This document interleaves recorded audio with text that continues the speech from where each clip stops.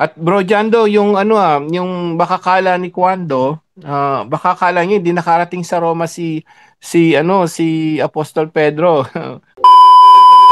Magandang araw po mga kapuntos, at sa araw na ito po meron po akong tampok na video para sa inyo at sana ay magustuhan ninyo. Kaya sa mga bago pa po sa aming channel, please po don't forget to hit the subscribe button at ang notification bell para maging notified kayo sa bawat video na ilalabas ko sa channel na ito. At bilang kahilingan po ng punto por punto team at naway maintindihan po ninyo, sana po wag nyo pong i-skip yung mga ads sa aming mga video. Sa maliit na bagay na po na yan, malaking tulong po yan sa ating programa at sa ating ministry. Sana po maunawaan po ninyo. Maraming salamat po, kaya wag na po natin patagalin. Simulan na po natin.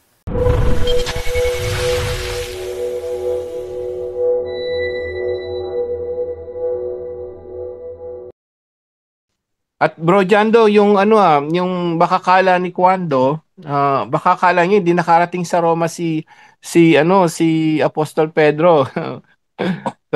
Pakibigay mo yung First Peter bro, chapter 5 verse 13, yung TLB. Baka Oh, kala niya hindi nakarating sa Rome si Apostol Pedro. Yung sinasabi mong naging bishop sa Rome, kamo, no? Baka kala niya hindi siya nakarating sa Rome. eto. First Peter Mm. chapter 5 verse 13 ng The Living Mm. Bible. Sabi Oh. dito, the church here in Rome, she is your sister in the Lord. Sends you her greetings. So does my son Mark. Tagalogin natin Ayan. to. Butata na Ang si iglesia Kwando dito sa sa Roma. Roma. Nandun siya. Nandun siya. Sabi niya dito eh. Hindi niya sabi dito Here kung eh. wala. Oh, Sinusulat niya yan here eh. When you oh. said here, sinusulat niya nasa Roma siya Kwando. So diyan magpapatunay, sasabihin mo, siya ba'y naging bishop doon? Ayan na nga. At ang nakalagay sa 2028, di ba? Ano niyo yan? Favorite. Alam mo ang problema sa mga MCGI, ang dating Biblia ginagamit nila. Pero pagdating sa 2028 ng gawa, lumilihis sila doon. Bakit? May bishop nakalagay eh. Hindi bishop si Eli. Ang ginagamit nila yung MBB Bible. Na which is alam nilang Catholic 'yon. Kasi walang nakalagay na bishop doon. So, yung dating Biblia ginagamit nila, iniiwasan nila yan, yung 2028, Bro Jando. Kaya nalilito sila eh. Ang dating Biblia kasi nakalagay doon, ginawa kayong obispo. So, umiiwas doon si Eli kasi may obispo. Kasi hindi siya obispo. Self-proclaim na mangangaral siya. Self-proclaim. Yun, Bro Jando. Nakarating talaga, Bro, Kwando, no? Baka kala mo hindi nakarating sa Roma. Hmm. Na- Talaga nakarating sa Roma. Kasi pinatay siya ni Emperador Nero. Saan siya mapatay ni Emperador Nero? Alangamag sa ibang lugar. Yan Ano ang pang mga problema, Bro Jando, sa mga MCG. Ay akala nila, dahil they're depending on Eli Soriano's interpretation and or Bible. Nagtataka naman ako, may iglesia ng Diyos. May iglesia pero Bible alone. No? May iglesia pero Bible alone. Wala kang at pinag-iba saka sa mga born again. At saka doon At sa sa debate ni Soriano kay Victor Villas, sinabi ni Soriano, baka pakamalian ninyo ha, hindi kami yung iglesia ng Diyos na yan. Hindi sila eh. Hindi sila iglesia ng Diyos. O ngayon, eto ngayon. Sabi niya, sinabi daw ni Eusebius na walang tiyak na patunay na si Apostle Peter ang first bishop of Rome. Sabi ni Eusebius. Ngayon, yung terminong walang tiyak na patunay, can you conclude it na wala talaga? No. Halimbawa, yung babae ni rape, pero walang patunay kung sino ang nag-rape sa kanya. Does it mean walang nag-rape sa kanya? Utak naman. Ha? May nakakita, ni-rape siya. Sinaklolohan kaso hindi nakita kung sino. Hindi napatunayan kung sino. May mga rumor. Yung nung nakarang linggo, niligawan siya ni Ko, binasted niya. Baka yun ang nang-rape sa kanya. Walang patunay. Walang patunay na siyang nang-rape. Does it mean walang nang-rape kasi walang patunay? No. Mali. Mali. Kahit sa argumento mo tingnan, mali yung ano mo, yung paliwanag mo. O ating tanongin si ChatGPT, pag sinabi bang walang tiyak na patunay, ibig sabihin wala talaga? O ayan oh. Kapag sinabi ba na walang tiyak na patunay, ibig sabihin ba na hindi naging Bishop of Rome si Apostle Peter? Magandang klarifikasyon yan. Ang salitang walang tiyak na patunay, no definite proof, ay hindi otomatikong nangangahulugan na hindi kailanman nangyari ang isang bagay. Ang ibig sabihin lang nito ay walang dokumento, sulat o malinaw na kasulatan mula sa panahon ni Pedro na nagpapatunay na siya nga ay naging Bishop of Rome. Ang meron lang ay tradisyon. Alam mo yung tradisyon? Ha? Sabi ni Soriano, yung tradisyon salit-saling sabi. Panurin mo yung yung doon sa kanyang bangayan kay Jerome Almodovar. Binanggit niya, kung hindi ka naniniwala sa salit-saling sabi, hindi kita paniniwalaan din yan sa mo. Sa yung paniniwala mo diyan kay Darwin. Sino tumatawag? Hello. Sino tumatawag ha? Sagutin ko muna. Hello. Hello? Hey. Hello. But ayaw magsalita. Incoming call eh. Incoming call. Hello? No, definitely. Ano ba to? AV? Incoming call? Incoming call? Wala mo sa salita eh. O kaya tumawag kaya? Hindi din ako yung tumawag.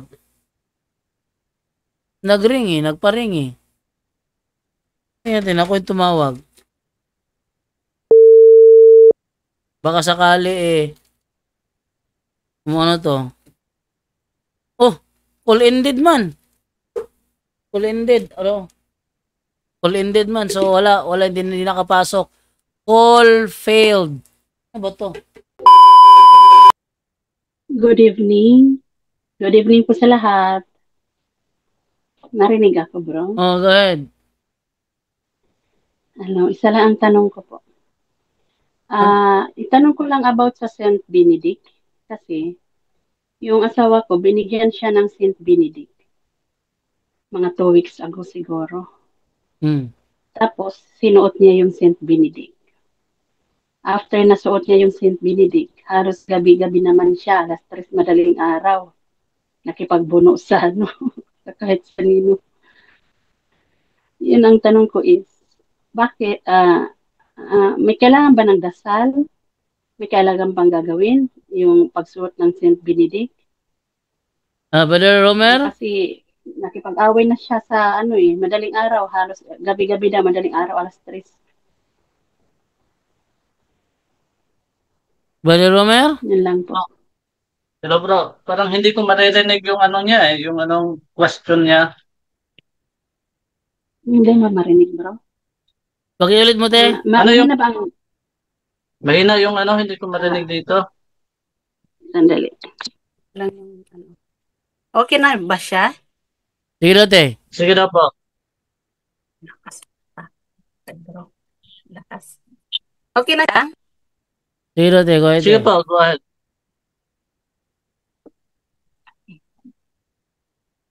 Okay. Bro Romel, ulitin ko ha. Sige po. Yung asawa, may nagbigay po sa kanya sa simbahan doon sa LA. Saint Benedict Medal. Isinuot niya. Tapos, pagkatapos niya isuot, kasi magdalawang linggo na niya na na ibigay sa kanya. Kada madaling araw daw ng alas 3, lagi daw siyang may kaaway, yung hindi niya alam kung nananaginip siya or basta halos madaling araw, kada alas 3 daw. Meron siyang nagiging nakakaharap na nakipag-anuhan sila. Sabi ko nga sa kanya, yun, yung parang kaaway daw. Na hindi niya maintindihan kasi ang aking asawa talaga, kahit noong binata pa siya, mayroon siyang third eye, mayroon siyang mga kabaong, kahit anong nakita niya, kahit sarili niya nakita niya sa loob ng kabao. Yung ganun po. Kaya ang tanong ko, may epekto ba yung pagsuot sa kanya ng Saint Benedict doon sa mga sa kanya noon? Mahilig din siya mag-hadang noon eh. Pag naalala ko yung mga bata noon, mga anak namin maliit pa. Nag-ano siya ng kandila, yung nagpapatulo doon sa tubig. Kaya nag-offer siya doon sa labas ng bahay. Yun lang po ang tanong ko kung mayroon ba siyang epekto doon dahil sa nagsuot siya ng Saint Benedict. So ganyan sis na nung binigyan siya ng Saint Benedict, tapos hindi na siya makakatulog, nananaginip na siya, tapos sabi mo kanina open yung third eye niya, psychic ability niya, siyempre magre-react po talaga kayo doon sa sacramentals. Bakit? Kasi parang walang sound dito bro. Ito. Saan So, dyan? Yung desktop narinig audio ko mo? sis. Narinig ka naman dito, Oh, bro. Yung desktop audio mo, narinig ka. hindi naman humahampas? Hindi naman humahampas bro. Naka-default na naman yan. Nakalimutan mo na naman ulit. Nakaano na bro, okay naman bro. Nakaano na. Ba't hindi humahampas? Ewan ko lang bro, baka sa yung sa USB bro. Hindi, tingnan mo yung bro. Naririnig ka eh. Yung microphone mo, Naririnig. naririnig ka. Yung microphone mo, nakakulik sa USB. Yung tingnan mo yung mo. Yung audio mo sa Zoom, kung saan yung speaker nakatuon. Sa USB bro. Sa USB, yung microphone dyan sa mo. Dyan sa, hindi, yung yun sa Zoom ba? May dalawang yan eh, dalawang option yan sa Zoom eh. Meron siyang option para sa select a speaker. Ano nakalagay sa select a speaker? Speaker 2. Speaker to, USB sound device. Yung audio. yung desktop audio mo nakalagay. Dito siguro sa sa speaker, select a speaker. Dito sa speaker 2 siguro USB sound device. Dito, yung mo, yung desktop audio mo, ano nakalagay diyan? Hindi ko na alam, bro. Yung properties, yung 3 dots properties. Nakaano na 'yon. Naano na 'yon, doon na 'yon sa sa property. Kaya nga dito sa microphone to USB sound device, ito 'yon. Sige. Sige lang. Sige, sagot lang. Pupuntahan kita. Sagot lang. Puntahan kita. Sige, sagot lang dyan. So, ganito po yan, sis. Ganito po yan. Open yung psychic ability ng asawa mo. So, dahil yung open yung psychic ability ng asawa mo, so, siyempre, binigyan ng exorcism, yung Saint Benedict na medal, sigurado po talaga na magre-react. So, anong gagawin natin doon sa pangyayari na yan? Ano po? Mag-renounce po tayo. Meron tayong solemn renouncement.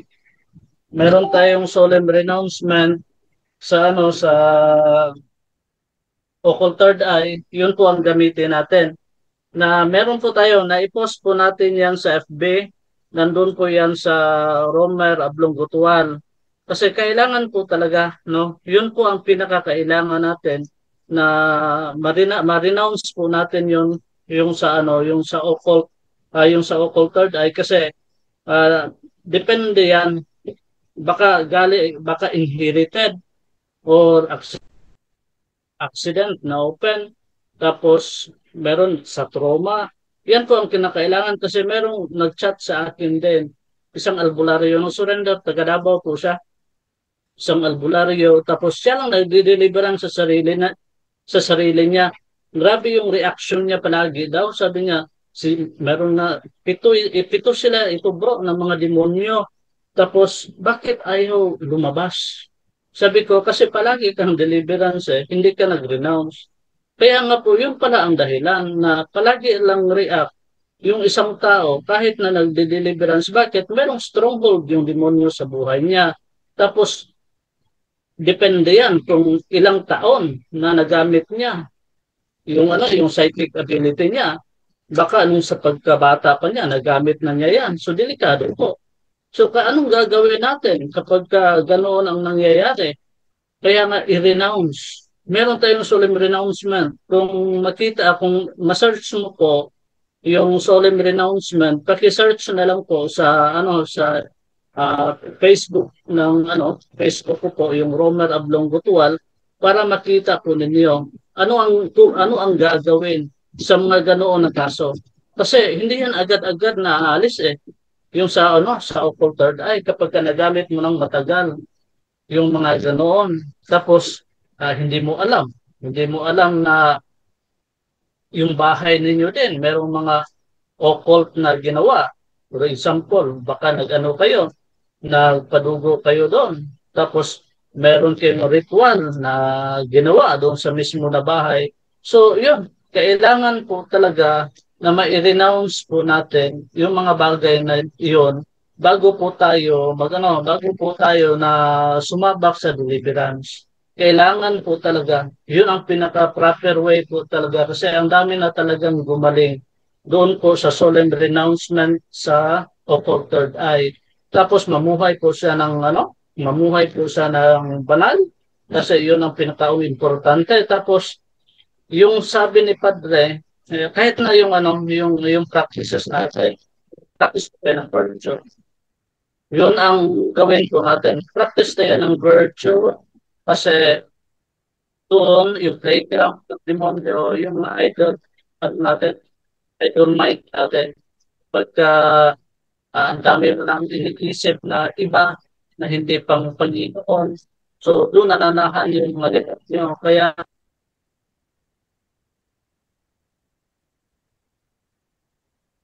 mula yan sa mismo sarili.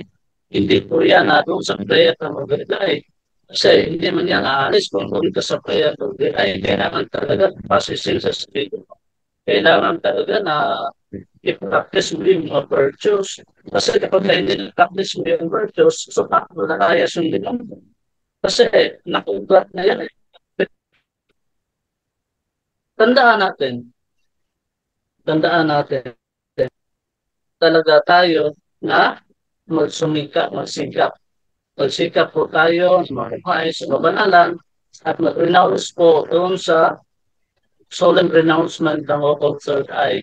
Kasi pagka hindi ka, diretso lang kayo deliverance niyan. Kaya nga, sabi ko kanina, pag natutulog siya, ang dami na napapaniginipan ang mga demonyo. So, reaction ko niyo doon sa sacramentals na ibinigay sa kanya. So, lahat kayo, buong pamilya po talaga ang kailangan na mag-renounce, mag-umpisal. Lahat kayo mag-process sa sarili ninyo kapag may nagmumura sa bahay, merong mga kasalanan na ginawa ng mga anak ninyo, dapat i-catechize po natin. Dapat meron tayong yung kausapin natin yung bawat isa kasi yun po ang kailangan talaga, hindi po yung siya lang ang mag-process sa sarili niya. Kaya kung sino po yung may malapit na malapit kayo sa team ng Deliverance Ministry, puntahan po ninyo. Mag-ano po kayo doon, punta kayo tapos maghingi po kayo ng advice kung anong gagawin kasi kailangan po talaga na mag-ano po, mabigyan po kayo ng tamang catechism. So, yun lang ang sagot natin ngayon. Bro Romer. Bro Vicente, nandyan ka, Bro Vicente? Yes Hello? po. Yes, Sis Roulette. Si Bro Jando, kasi nag-aayos pa dito, bro. Si Bro Romer. May follow up pa daw si Sis Roulette. Sige po. Bro Romer, kasi ang asawa ko nasa Al-Ain siya, nasa UAE siya. Nasaan? Nasa UEA sa Al-Ain. Malayo.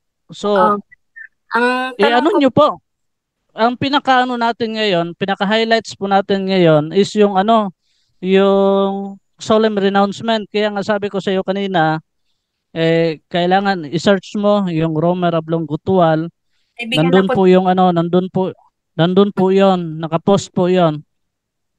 Mag-friend na po tayo, bro, doon sa Romer. I-search mo yung yung solemn renouncement sa occult third eye. Basta i-search mo lang, makikita mo talaga doon yung solemn renouncement. Tapos kailangan na magkumpisal muna kung makakumpisal siya. ay magkumpisal. Nandoon bro, lagi siyang nagkukumpisal. Ang ano lang doon is, yun nga, after na nagsuot niya, yun ang nangyari sa kanya. Nakipagbunog siya. Kasi open yung psychic ability niya eh. Ang ano Kaya ko nga tanong, mag-practice po ng virtue. yung renouncement po bro, ilang beses po gagawin before ng deliverance? Hanggang sa siya naman ang nakaka-feel niyan. Mm. Hindi talaga, hindi yung ano ha, hindi yung susubukan niya kung open pa ba or hindi yung yung third eye niya, hindi yan mako-close pag ganon. So, mag-pray siya na mag-pray. Maintenance na po yan. Alam Ah, ninyo kami, yung mga advisors namin doon sa mga open ang psychic ability, huwag kayong maging kumpiyansa. mm. Kailangan talaga na kapag na-close na yung psychic ability, makikita pa rin ng demonyo yan kasi may peklat eh. Kaya nga pinapakati ng demonyo para ma-open ulit. So, para hindi ma-open ulit, anong gagawin natin? So, parang ano na ba, kung may high blood ka, bibigyan ka talaga ng losartan, maintenance. So, anong gagawin mo? Maintenance mo na yon. Kasi hindi naman agad mawawala yan. Merong peklat. Kaya nga sabi ko may peklat. Kaya nga para maiwasan na ma-open ulit, mag-pray ka na mag-pray, mag-practice ka ng virtue, mamuhay ka sa kabanalan. Yun talaga ang pananggalang natin, yung mamuhay tayo sa kabanalan. Kasi kapag wala yan, tapos mainitin yung ulo mo, ay, ma-open yan ulit. Tapos may hatred ka, may anger ka, ma-open yan ulit. Tapos hindi natin alam na ginagamit yung senses natin sa mata. Alam naman natin na delikado yon. Kapag hindi tayo hindi tayo nagpigil doon sa mga emotions natin. So delikado po 'yon. So ang gagawin po natin, practice ng virtues Okay po. kasi yun lang talaga ang makakatulong sa buhay natin bilang isang Katoliko. Huwag nating hubarin yung sanctifying grace na nasa atin. Mahuhubad lang yan through mortal sin. So, yun sister, no? Yun sister, ano mo, ipaabot mo sa kanya yung ano na to, yung sa punto por punto para malaman niya kung ano talaga ang pamamaraan. Kasi yun nga, yung albularyo, sabi niya, matagal na akong nag-deliverance bro. Bakit hindi sila lumalayas? Kasi nag-deliverance ka hindi siya nag-renounce So bro, Sabi niya, ano sister? paano ay, di ba nag-renounce, halimbawa nag-renounce na siya, saan ipapasok yung deliverance? After ng renouncement or Pwede siya mag-renounce, pwede siya mag-deliverance once a month, once a week. Walang problema dyan, sister. As long as na-prepare yung sarili niya sa pag-renounce. Kasi hindi naman pwede na, nag-renounce ako ngayon. Tapos parang lang nagbabasa ako ng comics. So wala pa rin mangyayari na renouncement doon. So yung renouncement na gagawin natin is buong puso. Kasi ang dami din, bro, nag-renounce naman ako. Para bakit ganon? Bakit ganito? Hindi yung sincere, yung pag-renounce niya. Nagagamit pa rin niya yung psychic ability niya. Paano man magamit yung psychic ability. For example, meron kang meron kang napapansin or nafe-feel tapos sinusundan mo ng lingon. So, syempre, ma-open yan ulit. Nagagamit mo rin ulit. Meron nga tayo na kaso ni Padre Kabading ba yun? Kabading ba yun na isang isang cook ang galing magluto. Bakit? Yung psychic ability na ginamit ng demonyo, yung dila niya. Alam niya kung ano ang panlasa na na ano na gugustuhan ng mga tao. So ano yung talaga yung grabe yung sarap ng niluluto niya. Nandun pala sa dila nagtatago yung demonyo. So ganon. Kapag ka nagamit niya, palaging nagamit, so wala pa rin mangyayari na closing sa psychic ability natin. Kapag ka ganoon, kung open man. So, payuhan mo siya na kapag ka open yung psychic ability sa pagkabata pa niya pala yan, so it's either inherited yan, so kailangan talaga na mag-iwas-iwas siya doon sa bak- mga nafe-feel bakit niya. Baka inherited kasi sinabi niya sa akin noon na gustong ipamana sa kanya yung pagiging albularyo ng kanyang kalululuhan. Kaya nga, Hindi, sister, hindi, inherited. yes. Inherited yung ano niya, yung psychic ability. Kasi bakit? Inherited. Linya niya pala, yung albularyo. Mm. So, ipapasa talaga yan. Ang tanong, bakit tinanggap ba niya or hindi? Pag hindi niya tinanggap, Hindi po walang niya problema doon. I-renounce niya o i-renounce niya talaga. Pero open na open yung psychic ability niya eh. Kasi inherited nga eh. So anong gagawin? Yung sabi ko kanina, i-renounce. So i-renounce niya. kahit hindi bro tinanggap niya, tuloy pa rin ng renouncement. Pa? Kahit hindi niya tinanggap kasi hindi niya tinanggap dahil may kapalit na anak kaya hindi niya tinanggap yun. Sabi mo Oo. sister kanina, open yung psychic ability niya pagkabata niya. So kaya nga sabi ko sa iyo kanina, inherited. Ano yung inherited? Namana niya. Kahit na hindi niya tinanggap, inherited nga eh. Namana. So kahit nga hindi niya tinanggap kasi inherited, nandun sa kanya. Kasi sa pagkabata pa niya. So matagal-tagal na niyang ginamit ko. So ilang taon na siya ngayon.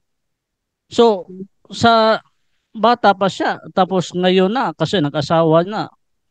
So ilang taon na nagamit niya yung psychic ability. So hindi naman niya isang beses lang na i-renounce mo. Wala na kagad. Hindi naman to magical.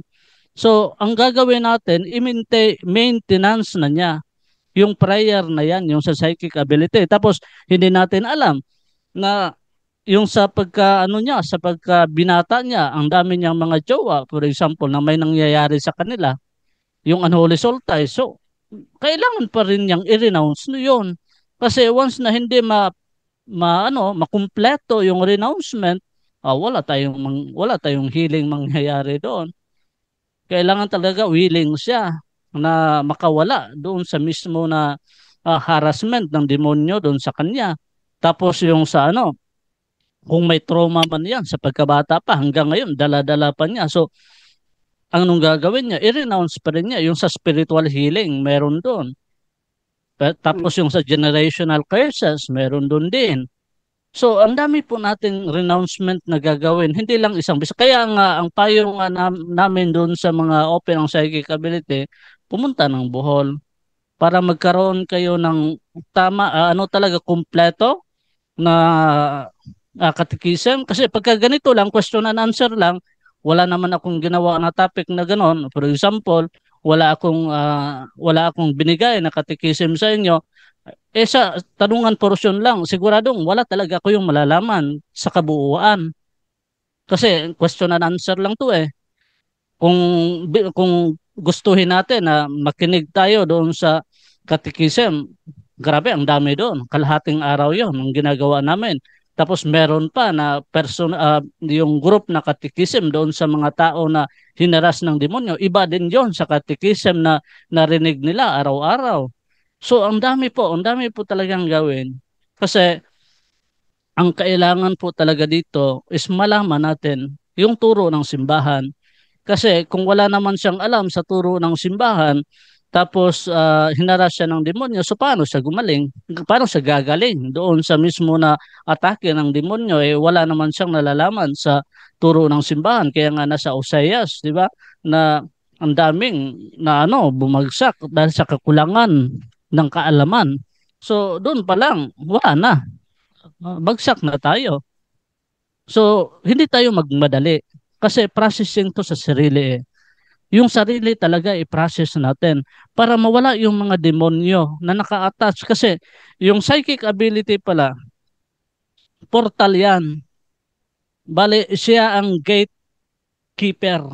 Yung sa psychic ability, siya yung gatekeeper para makapasok yung ibang demonyo.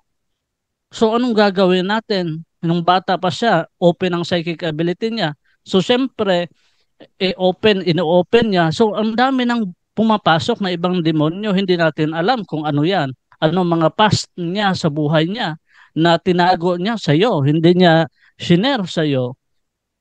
Yan din ang isang dahilan kung bakit hindi lumalayas yung demonyo kasi ang pinakahuli niyan na lalayas yung sa psychic ability. Kaya nga inuuna natin yung ano ang mga openings doon sa buhay niya. Kaya yung meron tayong occultism, yung sa trauma, yung sa third eye at saka sa sinful lifestyle, yun, apat yun. Apat na doorway. Tapos, ang dami nang nakapasok na ibang demonyo sa naka-attach sa kanya. So, paano yon kapag hindi niya alam kung paano yung processing? Kaya nga, anuhin po yung kung malapit lang kayo no sana kung malapit kayo dito eh Bro, dami nyo talagang matutunan. kasi uwi siya ng October. Magbakasyon siya Oh, ng kung uwi siya ng October, so wait, pagsakripisyuhan po ninyo na wait. pumunta dito sa Office of sa Center ng Exorcism sa Bohol kasi ang dami na naming pamamaraan ngayon, hindi kagaya noon no, na ano, wala pa masyado na experience pero nung nagkaroon ng experience sa sa nagdaan na mga panahon na taon. So ang dami naming mga updates ngayon kung paano ma-liberate yung mga kaso na mabibigat. Ilang demonyo na, mga high ranking na demonyo, yung kaya nga yung mangkukulam, no? For 4 years na nandito siya, wala pa hindi pa rin siya gumaling pero nung na-update na yung na yung center ng sa exorcism, may pamamaraan na kami paano gagawin. Ang dali lang. No, hindi na kami nahihirapan sa nung una, grabe yung na drain talaga kami sa kakaharap ng mga demonyo. Pero nung ngayon, hindi na kami ma-stress. Bakit? Binibigyan namin sila ng assignments. Yun pala. Hindi yung deliverance lang ng deliverance. Yung sarili talaga i-process yung natin, yung sarili natin. Kaya nga kung punta kayo dito, no? Punta kayo dito para marami kayong matutunan talaga. Marami Siguro talaga, marami talaga. papuntahin ko siguro siya dyan kasi yung taga dyan man sila sa Cortes, yung sila Binan. Malapit lang. Napunta lang sila sa Samar. Doon sa Samar sila kami ngayon. Oh, punta lang po kayo dito, sister, para marami kayong matutunan. No, kasi kung kapag ganito lang, 5 minutes lang, 10 minutes na explanation, hindi Bro, mo pa yan matuhog. at saka parang nakakatakot na rin kasi sa base sa mga kwento niya noon pa. Ang mga nagpapakita talaga sa kanya nakakatakot, tikbalang. May sumama sa kanyang babae na naglaro sila ng palarong pambansa, palaro noon sa Cotabato Oh, yata. Sumama pa sa kanya sa Samar hanggang kahit nasa UAE na siya, nag-uma na siya, nag-Middle East na. Sumasama, kasi nagpapakita open yung minsan. open Mm-mm. nga yung psychic ability system. Kaya nga, sa mga open yung psychic ability dyan, eh, hindi talaga Parang normal, no? parang Na kailangan talaga niya makakita o makakita ka ng mga ganon. So hindi man lang yan isang beses lang pag close. Hindi yan ganon. Hindi tayo magic dito. Process yung sarili. Bakit nakapasok yung mga ganyan? Nasa apat na openings yung sinabi ko kanina sa iyo. So kung naalala mo yan, eh, maganda na naalala mo. Pero pagka hindi mo naalala ngayon, kailangan na talaga kayong pumunta dito para makinig sa katekismo. Kasi hindi naman yan talaga natutuhog ng isang beses. So, paulit-ulit na marinig mo yung katekismo ng simbahan, maano mo yan, matatandaan mo yan. Kaya nga kapag ganito, nasa spiritual warfare, tapos kapag hindi nyo alam kung ano yung katekism, may topic kasi dyan, may series of topics kasi ito, yung sa spiritual warfare. Pero kapag katanungan portion lang, wala talaga kayong matutunan. Bakit? Ano lang to konti lang talaga yung pamamaraan kung bakit yung kaya nga yung sa mga sagot sa mga tanong ninyo tapos sinasagot namin. So yun lang, doon lang kayo matututo. Pero sa yung mga openings, kapag hindi nyo alam yan, paano nyo yun maiwasan, so mahirap no. Mas maganda na pumunta kayo dito kasi half day yung catechism natin. So marami kayong matutunan doon. Bro Romer, pwede ba ipatanggal ko na lang sa kanya yung yung Saint Benedict na sinuot niya? Okay lang ba yun? Wala bang, di Bakit ba man may, ipatanggal? Huwag nyong ah, tanggalin. kasi continuous Huwag pa nyong rin yung gabi siya nag-away. Kaya Tapos nga gabi kasi sister no, Kaya nga sakali. sister, no, ganun yan. Eh, bakit nagre-react siya? Kasi open pa yung psychic ability niya. Pagka tinanggal natin yan, matutuwa yung demonyo. Di ba? Oh, yes. Matutuwa yung demonyo kasi "Ay, salamat, tinanggal mo."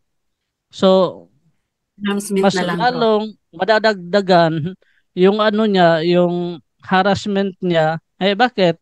Kasi tinanggal mo eh. Kaya nga, ang Okay. gagawin natin, sister,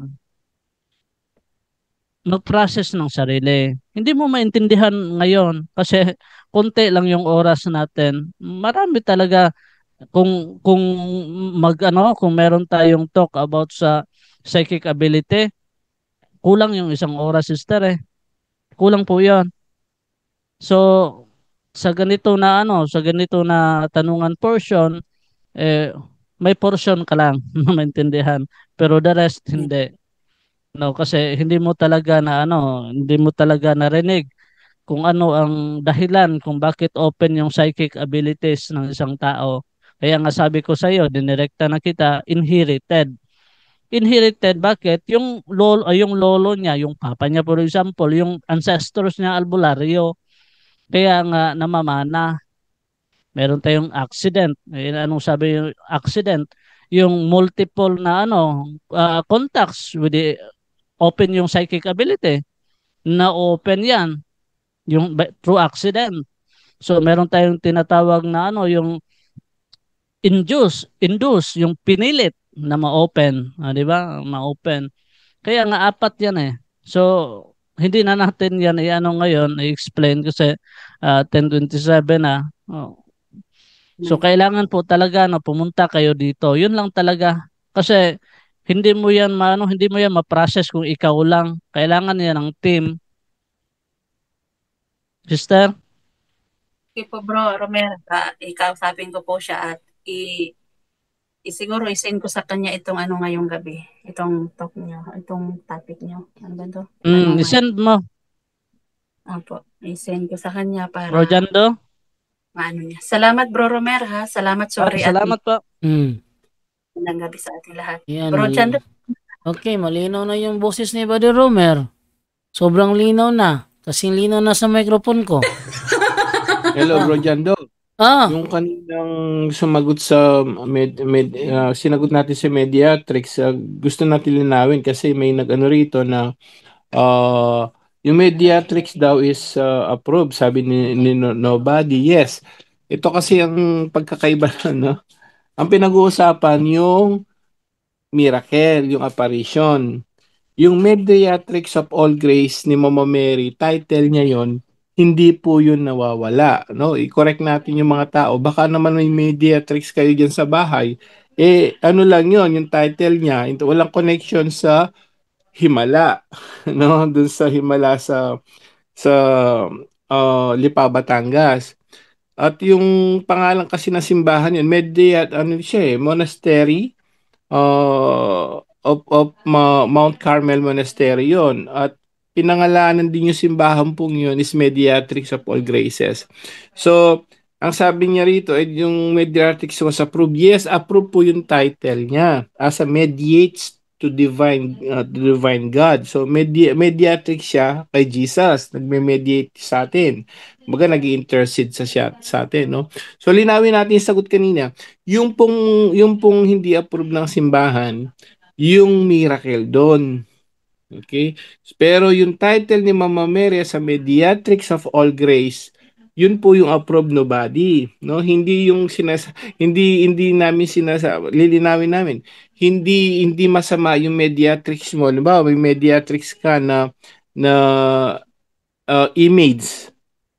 But yung lang title ni Mama Mary yon, not connected. Lilinawin natin hindi siya connected dun sa himala, dun sa miracle apparition.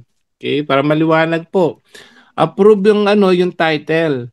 Pero pinag-uusapan yung himala. Yun ang hindi approve ng simbahan. May problema nga ng ano doon. So para baka pagtatanggalin yung mediatrix niyan wala namang connection doon sa himala. Hindi po 'yon. Para malinaw sa lahat sa mga nakikinig. Yung Mediatrix sa Paul Graces, title ni Mama Mary yun, ha? Baka hindi na kayo magdasal tungkol sa Mediatrix. Title, Not About the Miracle. Yan, lilinawin natin. Iba po yung miracle, iba yung title lamang. Title niya talaga Mediatrix siya. But the miracle, yun ang hindi approve po. Yung pag-appear niya. Yun po, Bro Jando, para malinaw sa lahat.